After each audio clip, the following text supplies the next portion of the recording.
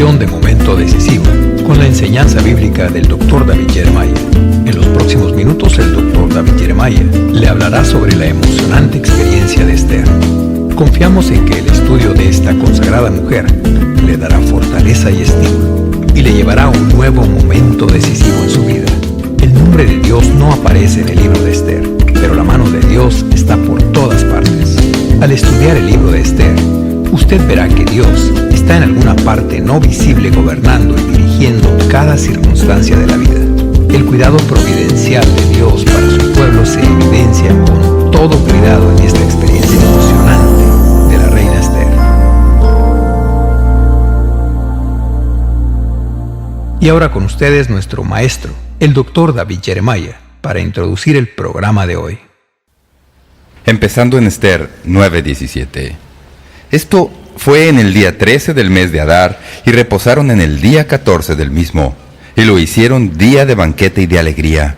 Pero los judíos que estaban en Susa se juntaron el día 13 y el 14 del mismo mes, y el 15 del mismo reposaron, y lo hicieron día de banquete y de regocijo.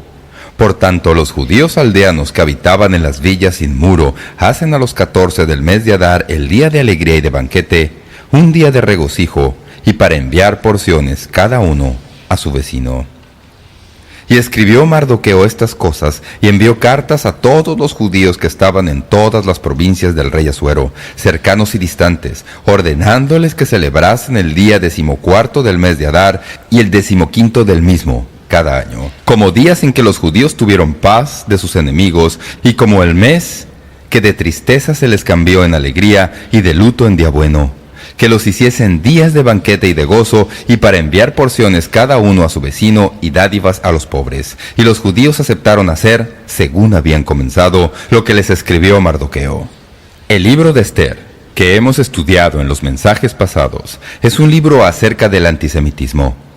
Dudo que la mayoría de ustedes supieran, cuando abrimos el libro por primera vez, que este es un libro del Antiguo Testamento que es, literalmente, una ilustración clásica del antisemitismo que ha sido parte de la historia judía desde su principio. Hemos aprendido, al estudiar juntos este libro, que el antisemitismo es una senda que siempre conduce a la destrucción, no de la de los judíos, sino de los que perpetúan el antisemitismo.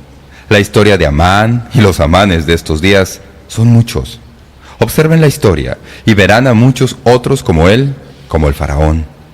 Un hombre del que no sabemos gran cosa, por cuanto su vida tiene lugar en el periodo entre el Antiguo y el Nuevo Testamentos, fue Antíoco Epífanes, al que literalmente lo conocían como Antíoco el Loco. Lo que él hizo va más allá de toda descripción, matando puercas y rociando la sangre por las sinagogas de sus días, tomando pedazos de puerco y embutiéndolos en la garganta de los sacerdotes y rabinos judíos, llevando una puerca al lugar santísimo en el templo y sacrificándola sobre el altar judío. Antíoco el Loco mató a muchos judíos, y durante el periodo entre los dos testamentos, y por supuesto, tenemos a Hitler y a muchos otros más recientemente que se dispusieron a maldecir a Israel y a maldecir a Dios, que es el Dios de Israel. Pensemos primero en la designación de los festivales judíos. Lo interesante en cuanto al antisemitismo es que lo único que queda cuando los antisemitas terminan su obra es un nuevo festival y celebración para los judíos. ¿Lo han notado? Cuando el faraón acabó su esfuerzo, ellos tuvieron la Pascua y la celebran todos los años. Cuando Antíoco Epífanes acabó, ellos tienen Hanukkah, que la celebran todos los años en diciembre. Cuando Hitler quedó acabado, la nación de Israel fue establecida como entidad en 1948 y ahora, todos los años, tienen un día de celebración de su independencia. Cuando Amán terminó con su acto de traición, una nueva fiesta fue inaugurada por los judíos y se llama la fiesta de Purim. De eso es de lo que vamos a hablar en esta ocasión, a fin de que entiendan de qué se trata esta fiesta. La fiesta de Purim hay que entenderla como la historia significativa de este libro. El antisemitismo consiste en el odio de un grupo de personas contra los judíos. En el libro de Esther, el antisemitismo gira alrededor de dos personajes, dos personalidades claves en el libro. Un hombre llamado Mardoqueo, un hebreo fuerte, un descendiente distinguido de Cis, benjamita, según Esther 2:5, del mismo linaje del rey Saúl, como sabemos. El otro hombre en el relato se llama Amán. Esther 3:1 dice que Amán era agageo, o sea, descendiente de Agag, rey de los amalecitas. Alrededor de estos dos hombres se desarrolla la narración y el complot del libro de Esther. En estos dos hombres, toda esta guerra antisemita tiene lugar desde el capítulo 1 hasta el mismo final del libro. Como ven, los amalecitas durante el reinado de Saúl, allá, en 1 de Samuel 15, eran descendientes de Amalec, nieto de Saúl. Eran enemigos acérrimos de Israel.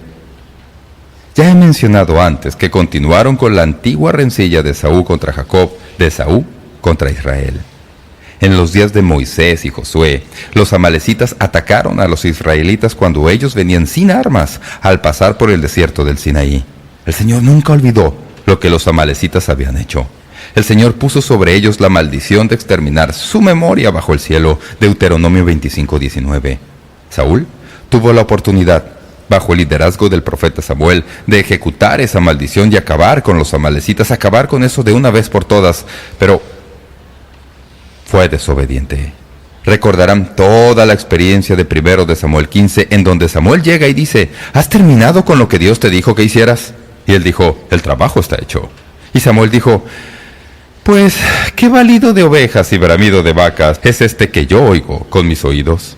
Como hemos visto en otras ocasiones, Dios considera la obediencia incompleta como total desobediencia. El resultado de la obediencia incompleta de Saúl fue que les permitió la vida a los descendientes de Agag, y Amán fue uno de esos descendientes que continuó viviendo en el tiempo de Esther. Ahora bien, en el libro de Esther, Amán desfoga su cólera contra Mardoqueo, que era descendiente de la familia de Saúl, y así tenemos a Mardoqueo y Amán, literalmente dos hombres, llevando a cabo en la plataforma del Antiguo Testamento la guerra continua de Saúl contra Jacob, literalmente una guerra entre el mal y el bien. El libro de Esther es un drama maravilloso de cómo sucedió todo eso.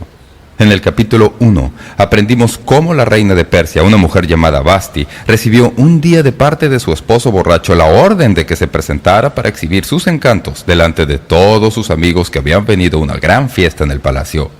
Se suponía que ella debía exhibir su belleza, pero era una mujer persa de dignidad y sabía que desnudarse en presencia de extraños era negar su propia reputación. Así que se negó a hacerlo. Se insubordinó. Eso no fue una decisión sabia de su parte en términos de su futuro. Cuando se supo que ella se había insubordinado a la orden de su esposo, algunos de los amigos del Asuero Jerjes pensaron que si no le hacían frente a eso, habría una rebelión masiva en esa sociedad dominada por los hombres, así que Vasti fue depuesta, lo que quiere decir que ella perdió su lugar como reina. Para Vasti, ese fue el fin. Se acabó. Ahora bien, eso está en el capítulo 1 y es importante saberlo porque si ella no hubiera sido depuesta, no habría habido lugar para Esther. Cuando se pasa al capítulo 2, Esther es incluida en una competencia. Se le da tratamiento preferencial y gracias a Mardoqueo, que está en un cargo de una manera maravillosa, Esther llega a presentarse delante del rey. Se le coloca como la nueva reina, en una posición de gran responsabilidad, y ahora es una de las muchas mujeres con quienes Jerjes, el Asuero de Persia, está relacionado. Ella es la única judía en el grupo, pero nadie sabe que es judía. Eso no se revelará sino mucho más adelante. En el capítulo 2, hacia el final del libro, aprendemos que se inserta un incidente muy interesante. Y al momento no sabíamos por qué estaba ahí, pero lo descubriremos más tarde. Había habido una intriga en la corte.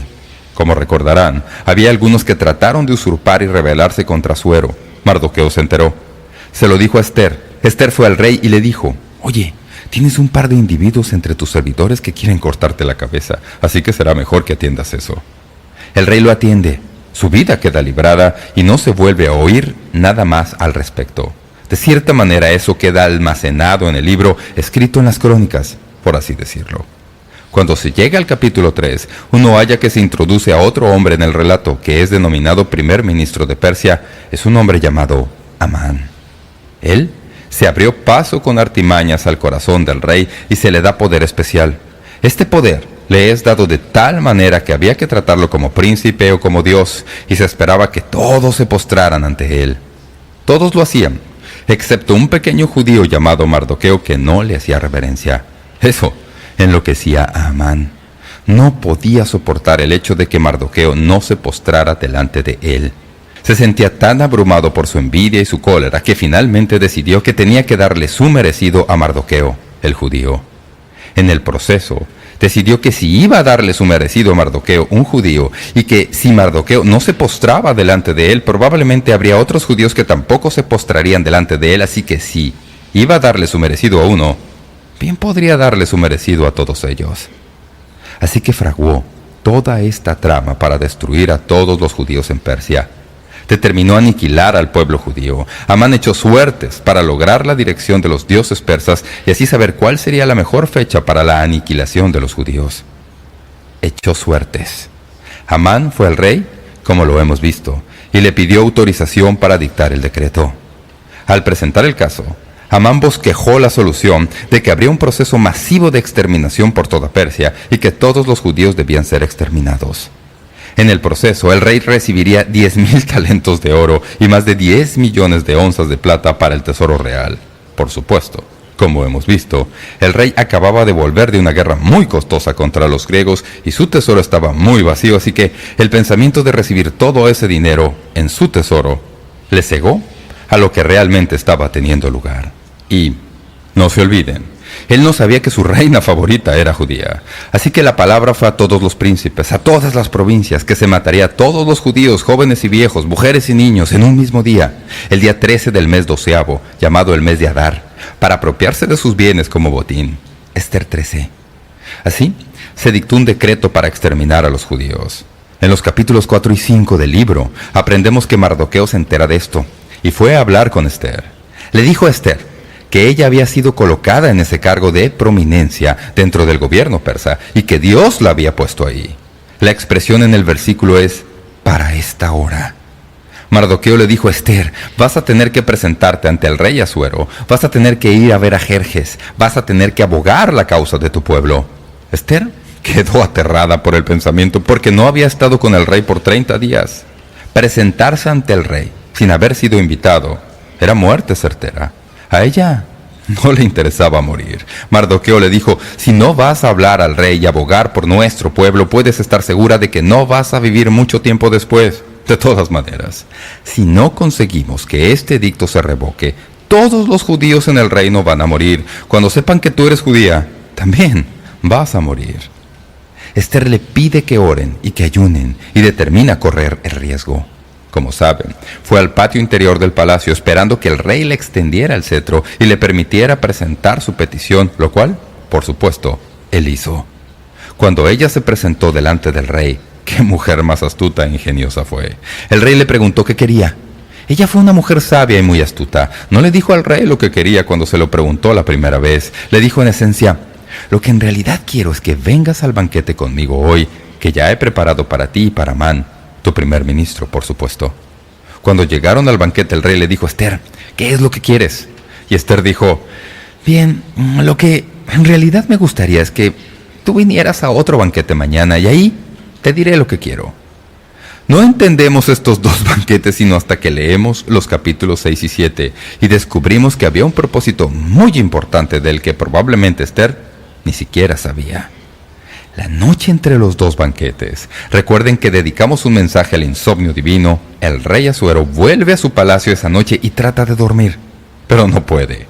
Así que llama a uno de sus servidores y le dice, ve y tráeme las crónicas y léemelas.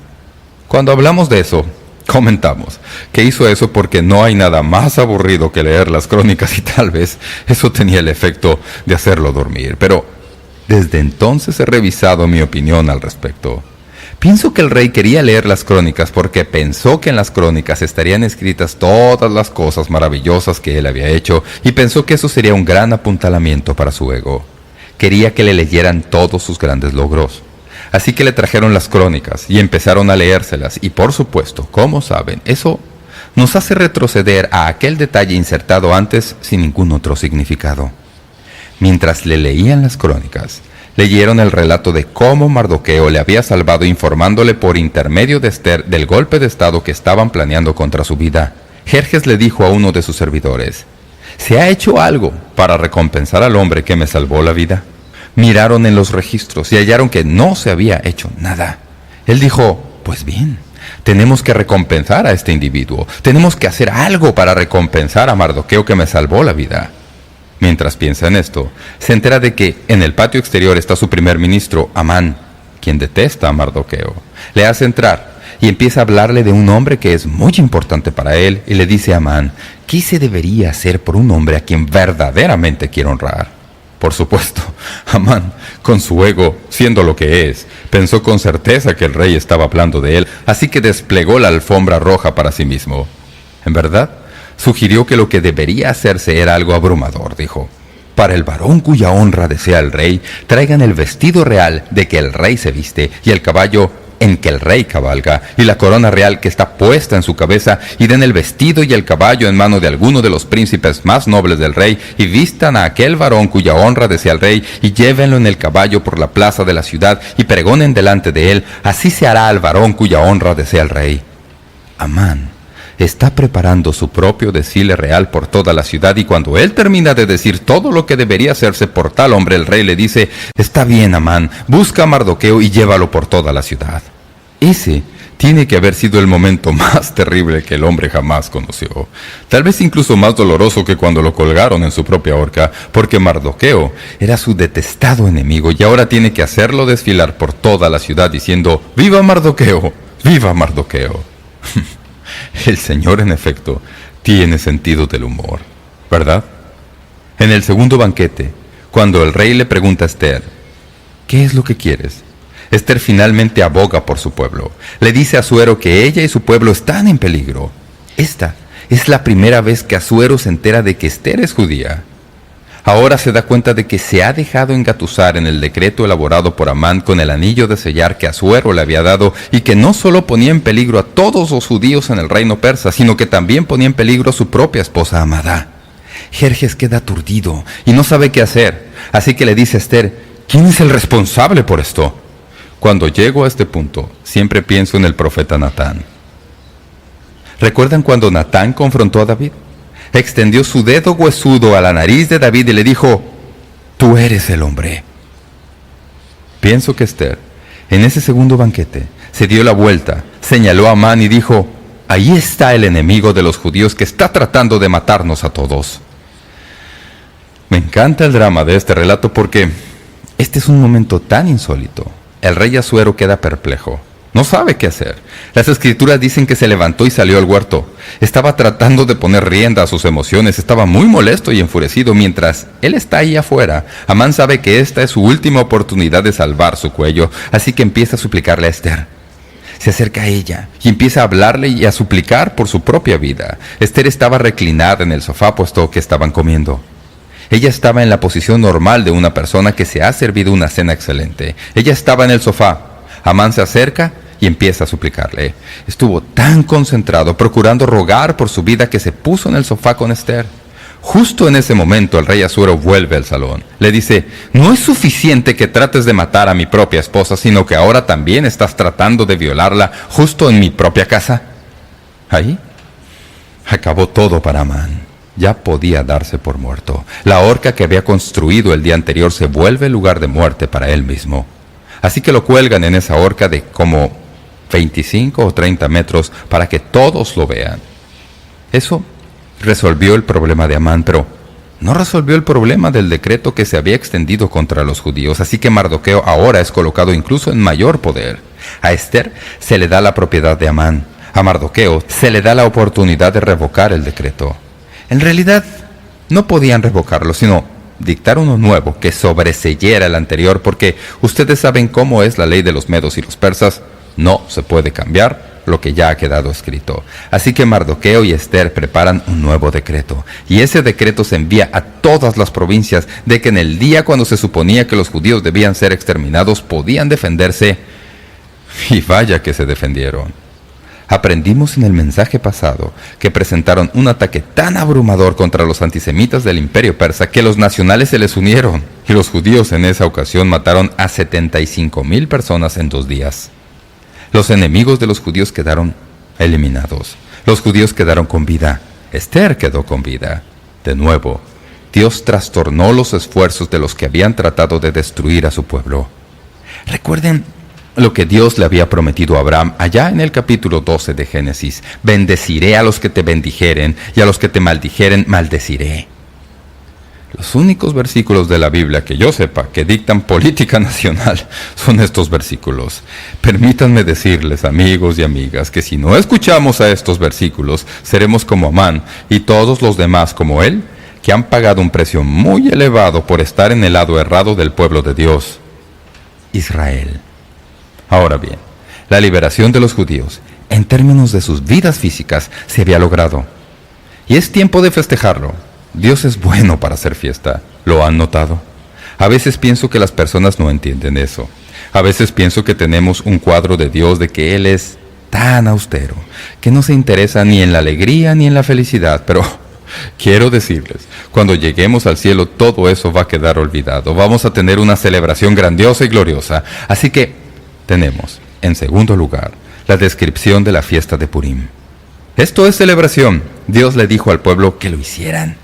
Esther 9:20-22 dice: y escribió Mardoqueo esas cosas, y envió cartas a todos los judíos que estaban en todas las provincias del rey Asuero, cercanos y distantes, ordenándoles que celebrasen el día 14 del mes de Adar y el 15 del mismo cada año, como días en que los judíos tuvieron paz de sus enemigos, y como el mes que de tristeza se les cambió en alegría y de luto en día bueno, que los hiciesen días de banquete y de gozo, y para enviar porciones cada uno a su vecino y dádivas a los pobres.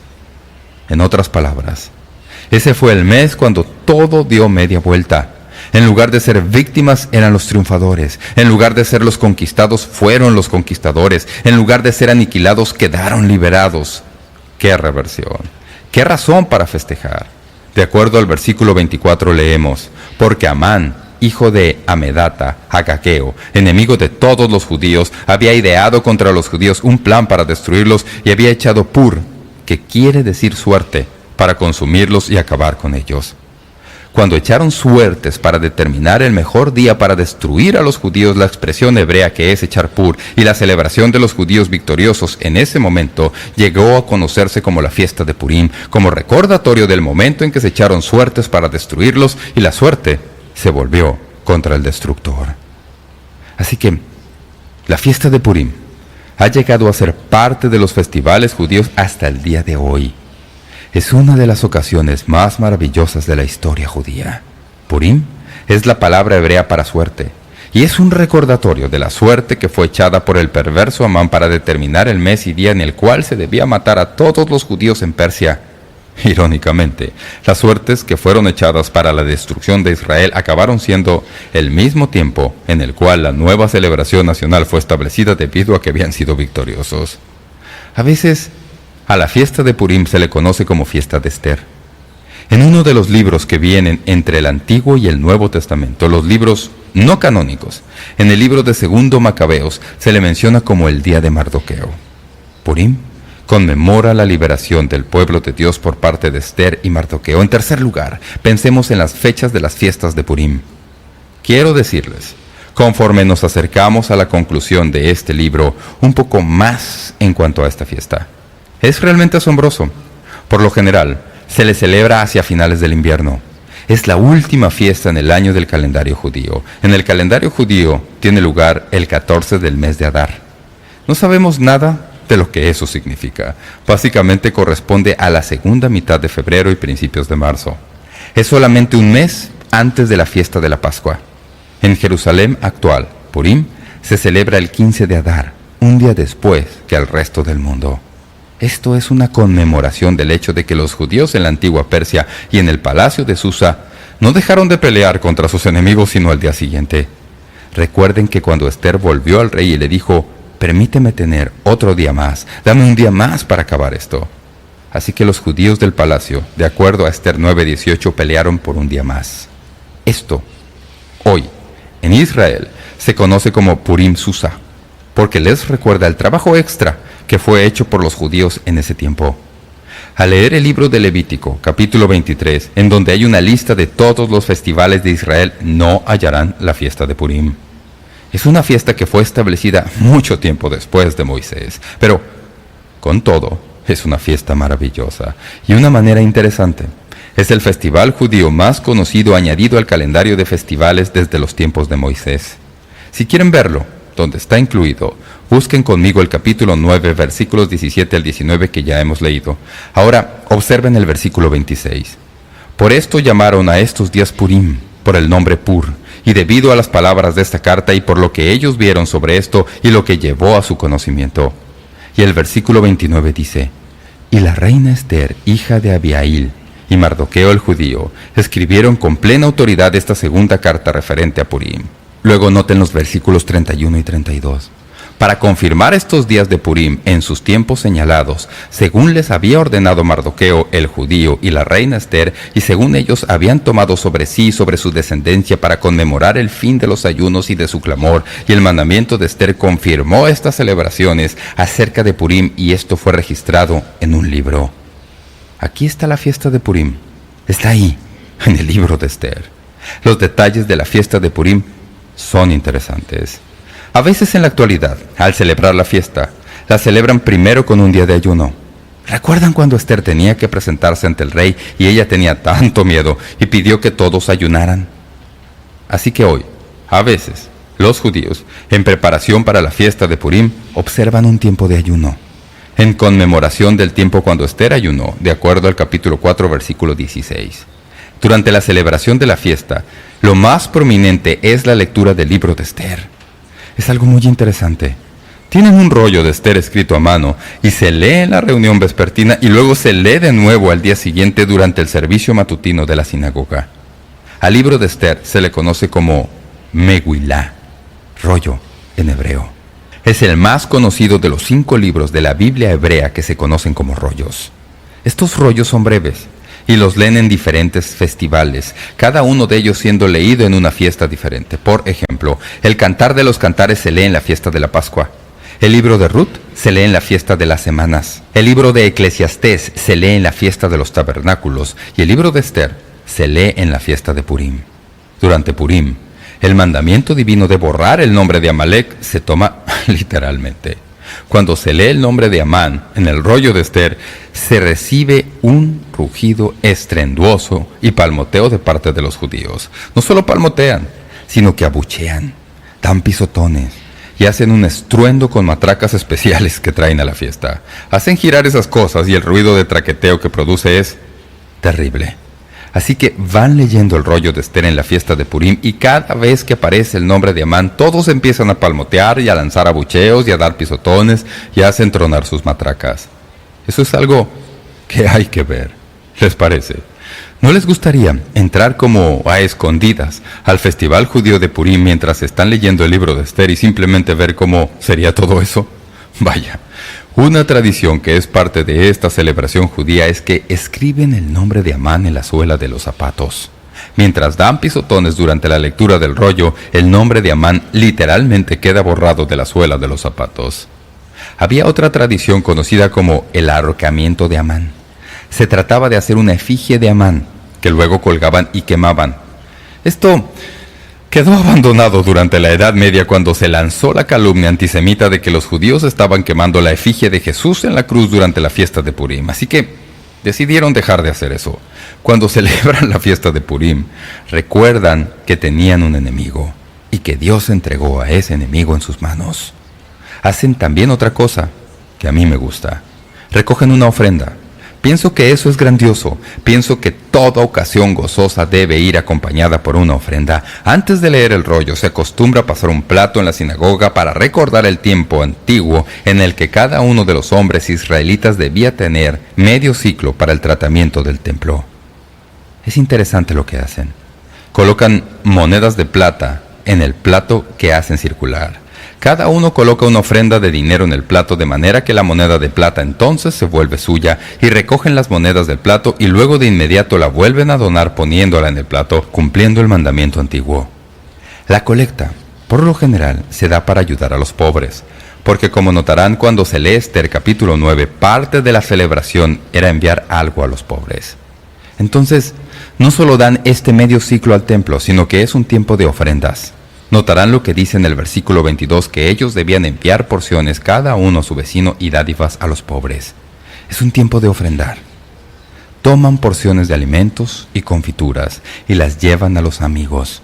Esta tradición de Purim se continúa incluso hoy. La expresión externa de gozo incluye enviar un plato lleno de confituras, o pasteles, o frutas y nueces por manos de un niño a amigos y parientes. Se acostumbra a dar regalos por lo menos a 2 pobres durante Purim, de modo que puedan disfrutar del festival. ¿No es una manera maravillosa de celebrarlo?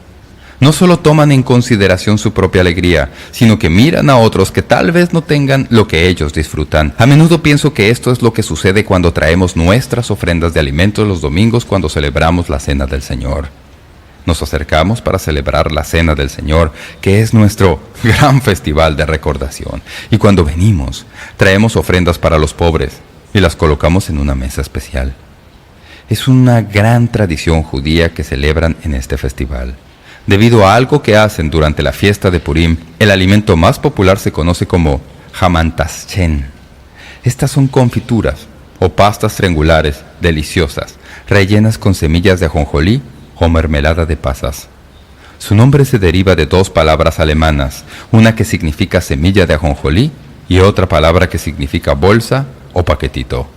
De acuerdo a la tradición, estas confituras recuerdan el sombrero de 3 picos que Amán solía usar. Por lo general, se les sirve para desayuno, el día de la fiesta de Purim.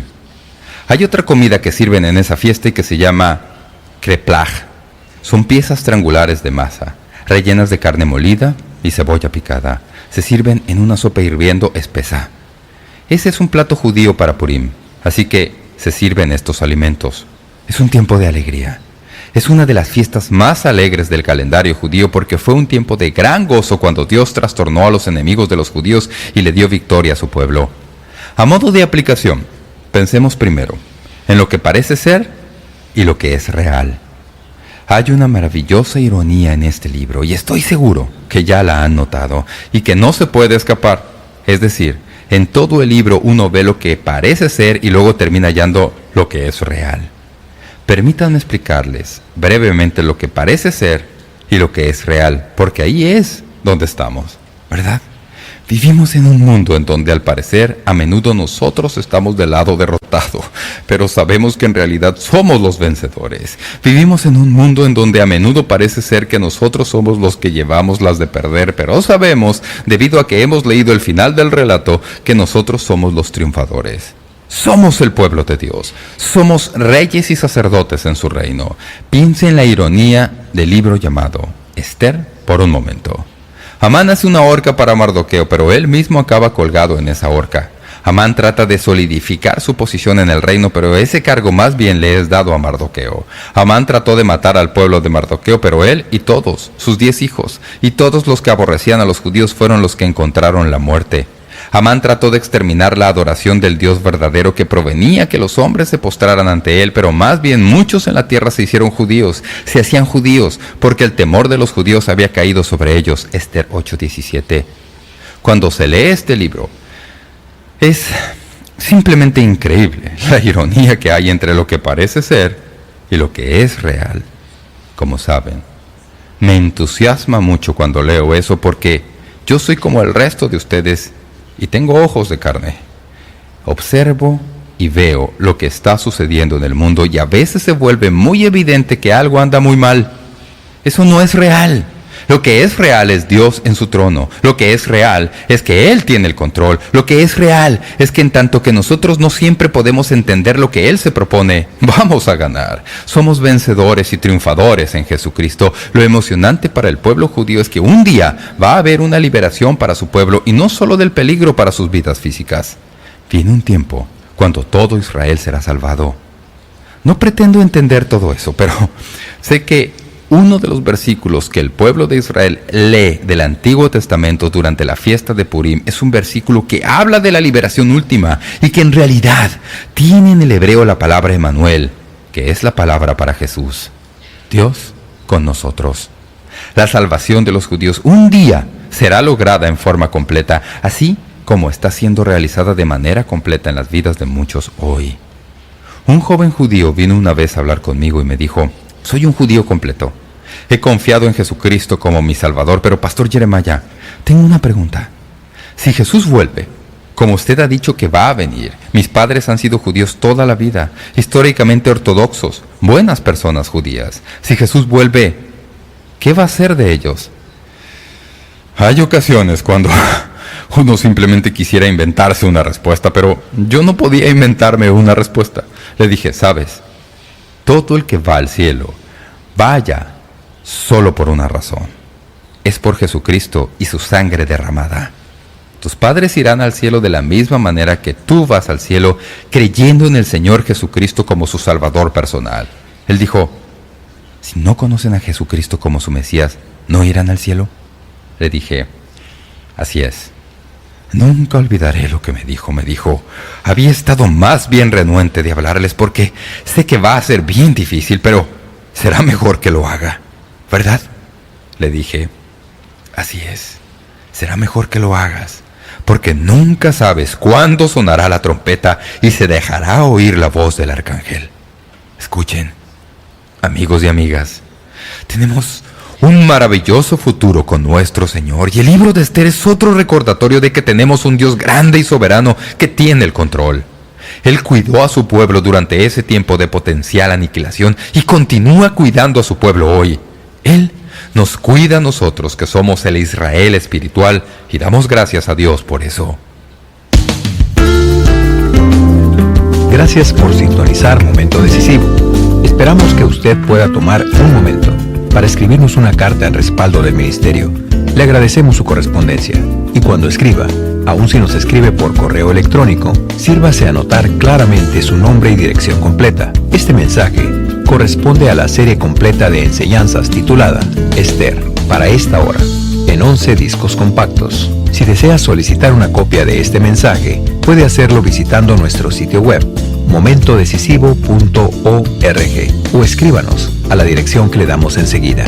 Para más información sobre cómo conseguir estos mensajes que ofrecemos o la guía de estudio para esta serie, visite nuestro sitio web, momentodecisivo.org, o escríbanos a Momento Decisivo, P.O. Box 3804, San Diego, California 92163, Estados Unidos de América. Sintonícenos nuevamente para otro estudio juntos en la Palabra de Dios, aquí mismo, en Momento Decisivo, con el Dr. David Jeremiah.